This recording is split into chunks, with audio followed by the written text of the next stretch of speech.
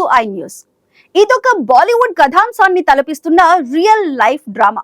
వేల కోట్ల విలువైన ఆస్తి, నకిలీ వీలునామా ఆరోపణలు, కోర్టులో శపథాలు ప్రతిశపథాలు, దివంగత ప్రముఖ వ్యాపారవేత్త సంజయ్ కపూర్ ఎస్టేట్ వివాదం రోజు రోజుకు ఊహించని మలుపులు తిరుగుతోంది. సంజయ్ కపూర్ మొదటి భార్య కరిష్మా కపూర్ పిల్లలు ఆయన రెండవ భార్య అయిన ప్రియా సచ్దేవ్ కపూర్ పై చేసిన ఆరోపణలు ఇప్పుడు దేశమంతా హాట్ టాపిక్ గా మారాయి. 30,000 కోట్ల ఆస్తి కోసం జరుగుతున్న ఈ లీగల్ బ్యాటిల్లో ప్రియా సచ్దేవ్ ను సిండ్రెల్లా సవతి తల్లి అంటూ ఎందుకు సంబోధించాల్సి వచ్చింది? ఈ వివాదానికి మూల కారణమైన నకిలీ వీలునామా రహస్యం ఏమిటి?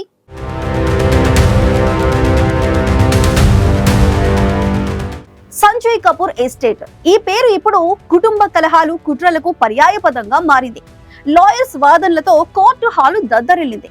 కరిష్మా కపూర్ పిల్లల తరపు సీనియర్ అడ్వకేట్ సంజయ్ కపూర్ మూడవ భార్యను ఉద్దేశిస్తూ ఆమె ఒక సిండ్రెల్లా సవతి తల్లిలా ప్రవర్తిస్తోంది అంటూ ఘాటైన వ్యాఖ్య చేశారు.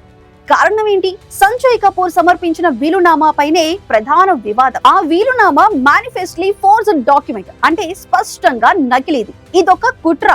క్రిమినల్ కంప్లైంట్ ఫైల్ చేయడానికి తమ వద్ద డిజిటల్ ఫుట్ ప్రింట్ సహా అన్ని ఆధారాలు ఉన్నాయని కరిష్మా పిల్లల తరపు లాయర్లు వాదించారు. సాక్ష్యం ఏమిటి?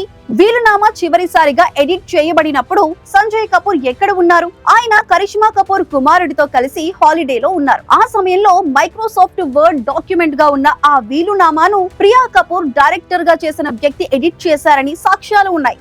నకిలీ వీలునామా సృష్టించడానికి ప్రయత్నించడం జీవిత ఖైదుకు దారి తీయవచ్చు. 30,000 కోట్ల ఆస్తి కోసం సాగుతున్న ఈ లీగల్ బ్యాటిల్ ప్రతిరోజు కొత్త సంచలనాలతో కోర్టు డ్రామాకు తెరలేపుతోంది. ఇకపై ఏం జరగనుంది? వేచి చూడాలి.